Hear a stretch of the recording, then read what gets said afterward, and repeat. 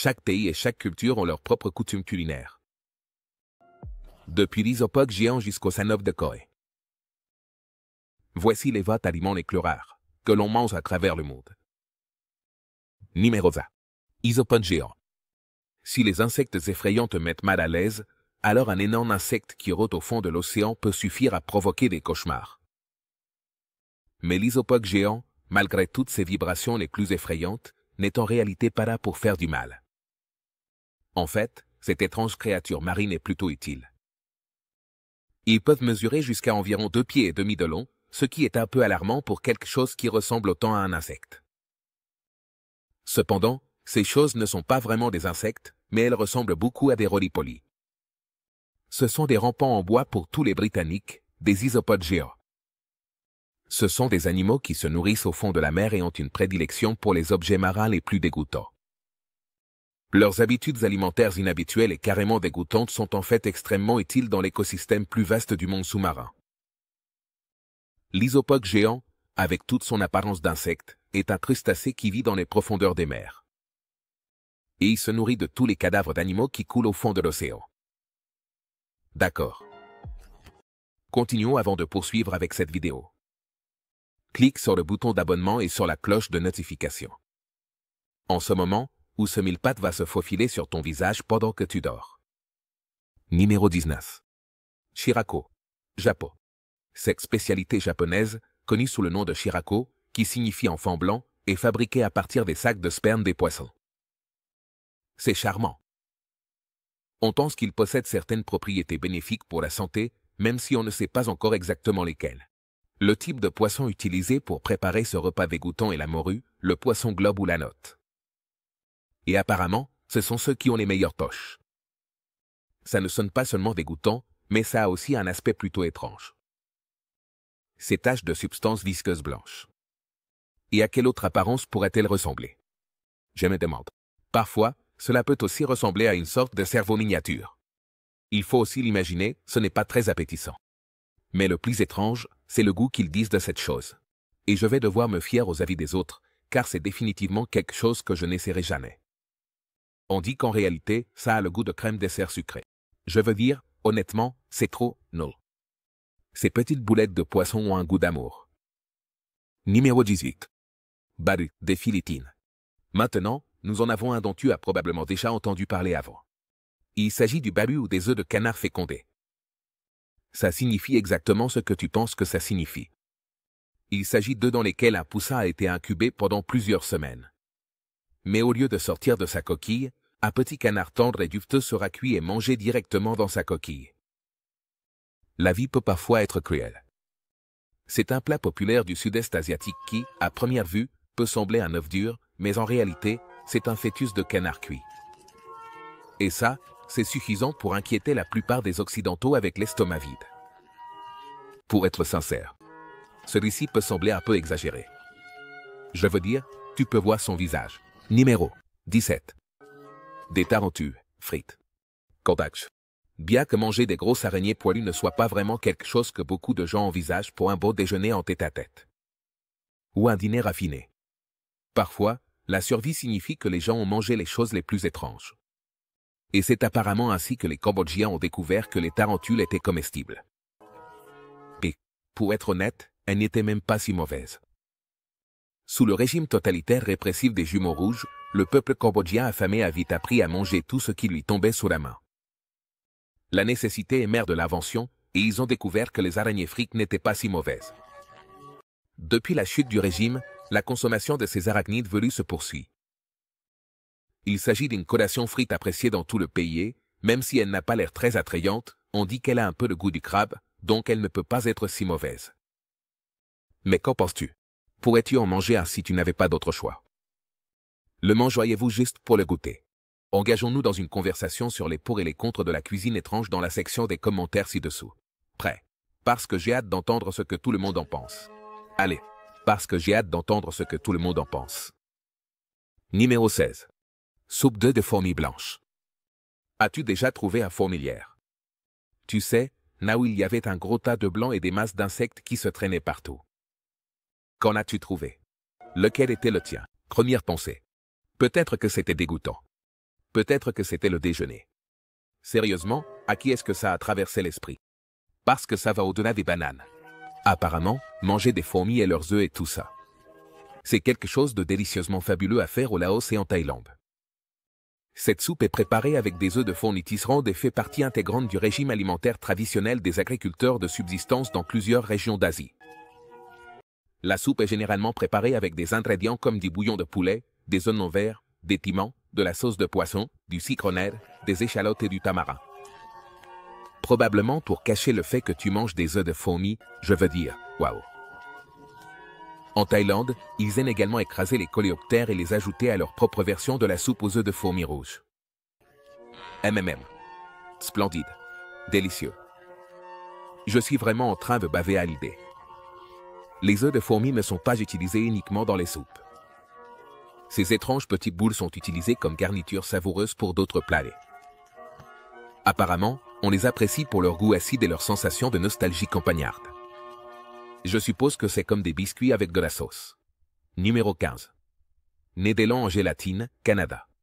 À quelle fréquence penses-tu à manger? Mais, après tout, ce n'est pas le premier choix pour une pièce de viande et, même si tu sais que toutes sortes de cochonneries finissent dans la saucisse, ce n'est pas nécessairement le nez qui suscite beaucoup de considération. Cependant, au Canada, il s'avère qu'ils sont un peu friands d'un morceau de nédélan. La consommation d'élans entiers remonte à une époque de l'histoire où les chasseurs autochtones du Canada et de l'Alaska nourrissaient leurs familles pendant des semaines avec le cadavre entier de la créature.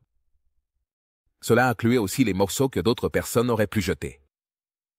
Chaque morceau de l'élan était mangé ou conservé, y compris le nez. Comment mange-t-on le museau d'un élan? On dirait que ça peut être un peu dur, non? Eh bien, selon les recettes. La meilleure façon de déguster cette délicatesse, en particulier, c'est d'enlever la partie dure.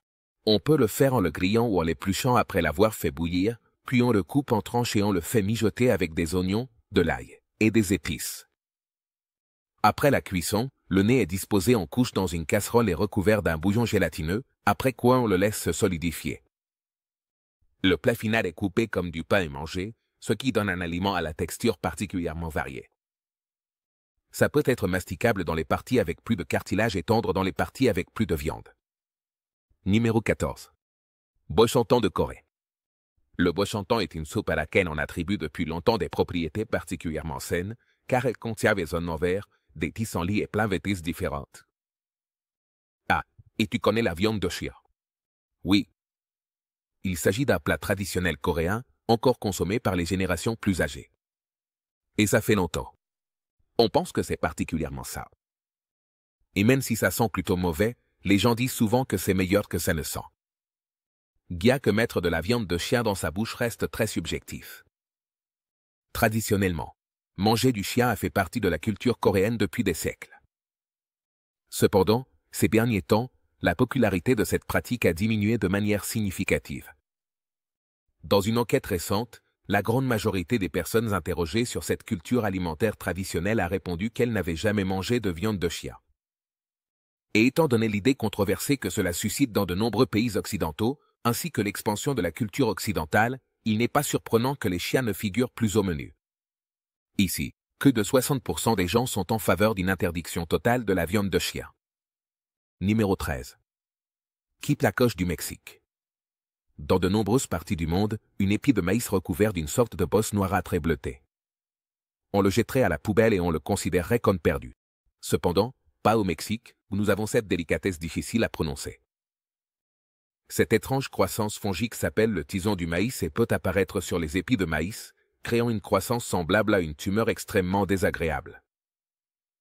Ça a l'air délicieux, non? Mais, apparemment, au Mexique, c'est aussi une spécialité culinaire. Le nom espagnol de ce plat signifie, en réalité, excrément pour dormir. Encore une fois, ça a l'air super savoureux, non? Ce champignon, qui s'appelle le tison du maïs, devient de plus en plus populaire au Mexique et ailleurs. Les spores de ce champignon se nourrissent du maïs avant qu'il ne soit complètement développé. Et même si ça sonne comme un désastre pour les cultures, les gens ont découvert que cette croissance effrayante est aussi comestible. Donc, la perte de l'épi de maïs. Ce n'est pas un si gros problème. Maintenant, c'est considéré comme un délice, avec un goût terreux et fumé et une texture douce, qui ne diffère pas beaucoup des champignons. On l'utilise souvent dans les quesadillas, les tortillas, les tamales et dans des sauces crémeuses. Numéro 12. L'Irak. C'est une boisson traditionnelle de Mongolie. L'Irak. C'est une boisson traditionnelle de Mongolie. C'est une boisson légèrement alcoolisée, mais aussi prénutritive, qui se fermente. Nous devons la fermenter. Nous devons produire un produit laitier vraiment bon. Et donc, l'un de ces produits super sains pour l'intestin, qui sont très à la mode en ce moment. Et ils ont tous ces bienfaits pour le système digestif et la santé en général. Cependant, c'est un peu désagréable pour la plupart des sensibilités occidentales parce que c'est fait à partir de lait de jument. Mais elle est fermentée parce que quand elle est consommée crue, le lait de jument peut avoir un effet laxatif. Et pour cette raison, les Mongols ne la consomment que dans son état fermenté, sauf à des fins médicinales. Le lait subit un processus de fermentation qui peut durer plusieurs jours et qui est assez complexe. Le résultat est une boisson gazeuse, légèrement acide, mais aussi un peu sucrée. Et le goût final varie selon la région où il a été produit. Numéro 11. Yodeton. Japon. La cuisine japonaise contient, sans aucun doute, des ingrédients étrangers merveilleux, qui sont plus ou moins inconnus dans les plats de nombreuses diètes occidentales. Au Japon, on mange tellement de plats surprenants qu'il est difficile d'en choisir un. Cependant, il y en a certains qui sont vraiment exclusifs à ce pays et qui font exploser les papilles gustatives d'autres endroits. L'un d'eux, ce sont les yeux de thon. Oui. Les yeux de thon se mangent couramment au Japon et avec grand plaisir. Également connus sous le nom de madama, les yeux de thon sont ingérés avec la croyance que cela rend plus intelligent. Il y a peut-être un fond de vérité dans cette idée, puisque l'étude de l'huile de poisson oméga 3 a montré un lien entre la santé cérébrale et la consommation de poissons riches en cet acide gras, dans le cadre d'une alimentation saine. Et ça a un sens. Mais s'il y a une concentration particulière de propriétés qui stimulent le cerveau dans ces grands yeux de poisson, cela semble très peu probable. Pour être honnête, si tu as envie d'essayer, l'œil de thon se prépare généralement en le faisant bouillir. Oui, voilà une image pour ton cerveau. Et ensuite, sers-la assaisonnée avec de la sauce soja, du mirin ou du saké. Et voilà. Tu as déjà un plat pour monter les escaliers. Numéro 10. Casu marzu, d'Italie. Il y a beaucoup de choses vraiment délicieuses qui sont en réalité assez répugnantes. Quand tu y penses. Comme le steak, que tout le monde sait être un morceau d'une vache morte, ou les œufs, tu sais, le corps reproductif non fécondé et la coquille dure qui se forment dans un nid. Délicieux. Vous savez, certains aliments sont produits d'une manière qui vous retourne l'estomac, mais cela ne veut pas dire qu'ils ne sont pas délicieux. Cependant, ce fromage pourrait bien pousser les limites un peu plus loin. Le fromage casu marzu est produit sur l'île italienne de Sardaigne et est considéré comme si répugnant dans la plupart des autres parties du monde. Qui, en fait, est interdit dans de nombreux endroits. Nos vieux amis des planches avec des trombones se sont même impliqués pour lui attribuer le titre de fromage le plus dangereux du monde. Quel provocateur! Qu'est-ce qui rend ce fromage dangereux exactement? Eh bien, apparemment, ce sont les vers, oui. Le processus de fabrication de ce fromage implique une participation assez intime des mouches à fromage, qui pondent leurs œufs dans les fissures au fur et à mesure que le fromage mûrit. Et ensuite, apparemment, les vers qui en résultent vont se déplacer à travers la pâte, digérant les protéines et transformant ainsi le tout en un fromage crémeux et doux. Eh bien, tout ça a l'air bien, non. Il n'y a rien à voir ici. Numéro 9. Muktuk, du Groenland. Nous avons cette spécialité du Groenland, connue sous le nom de muktuk. C'est un aliment traditionnel que les Inuits consomment depuis des générations et il est fait de peau et de graisse de baleine congelée. Ça peut être un goût acquis. Le muktuk est généralement servi cru ou mariné, et sa saveur se développe au fur et à mesure que tu le manges. En gros, ça veut dire que la texture particulièrement caoutchouteuse de cet aliment fait que chaque bouchée reste dans ta bouche pendant un bon moment. Le muktuk a beaucoup de couches. Il y a la peau, qui, selon certaines personnes, est censée avoir un goût de noisette, mais après tout, c'est de la peau de baleine. Je ne suis pas très convaincu. Ensuite, il y a la graisse, qui est extrêmement caoutchouteuse, et puis il y a cette couche protectrice qui la recouvre. Cette partie est encore plus caoutchouteuse, et pour être honnête, ça a l'air de demander beaucoup de travail. Numéro 8. Tarte, Stargazy, d'Angleterre. Maintenant, nous avons une tarte super rare d'Angleterre.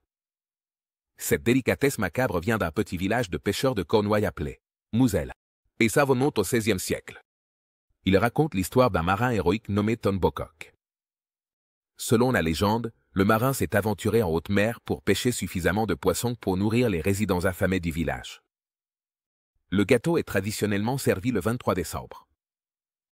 Connu comme la veille de Tom Bocock. Et les poissons doivent être servis avec les têtes encore attachées, tandis qu'ils dépassent de la pâte de la tarte et regardent vers les étoiles. C'est qu'effrayant. Numéro 7. Les sauterelles d'Israël. Le spectre terrifiant d'un nuage de sauterelles n'est pas qu'une image biblique. C'est une menace réelle et dangereuse pour la vie des communautés actuelles. Un nuage de sauterelles peut comprendre plusieurs milliards de ces insectes à un moment donné. Et c'est un phénomène potentiellement dévastateur. Un grand essaim de ces insectes peut rapidement s'étendre sur une zone de milliers de kilomètres carrés. Et ensuite dévorer, littéralement tout ce qui se met sur leur chemin. Heureusement, ces insectes ont tendance à être solitaires, donc leur concentration massive et leur comportement super destructeurs ne sont pas si courants. Mais quand cela se produit, cela peut être catastrophique. En 2020, de nombreux pays de l'Est de l'Afrique étaient sous la menace d'une invasion de sauterelles et il y a eu quelques attaques massives qui ont détruit des récoltes entières. En quelques secondes, ils traversent les cultures, parfois sur une vaste zone, pendant des mois d'affilée, et ils mangent tout. Cela signifie que le nuage mangera toute la végétation, y compris n'importe quel pâturage, donc il est très probable que le bétail meure aussi dans le processus. Pour aggraver les choses, ces insectes commencent aussi à se reproduire pendant qu'ils causent toute cette destruction.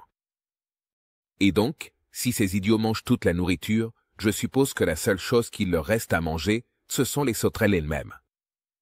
Numéro 6. Des sandwichs au cerveau frit. Bien que cela puisse sembler très similaire au plat préféré d'Hannibal Lecter, il s'agit d'une nourriture étrange qui est consommée aux États-Unis depuis le XIXe siècle. Cependant, ce qui est le plus curieux, c'est qu'en réalité, il ne reste que quelques restaurants dans le Midwest qui préparent encore cet étrange et ancien sandwich. Et il s'avère que c'est un rappel d'une époque où ça. Louis, dans l'Illinois, était un énorme centre d'emballage de viande. Cela s'est produit à la fin du XIXe siècle et au début du XXe siècle.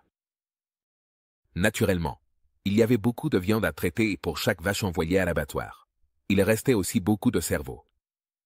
À un brillant d'esprit, il lui est venu à l'idée que ce serait une bonne idée.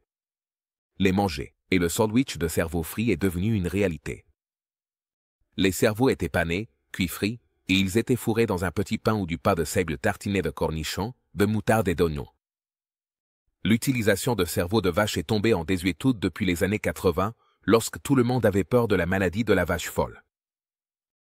Donc, en tant que substitut de l'original, les chefs qui suivent cette étrange cuisine utilisent à la place des cerveaux de porc.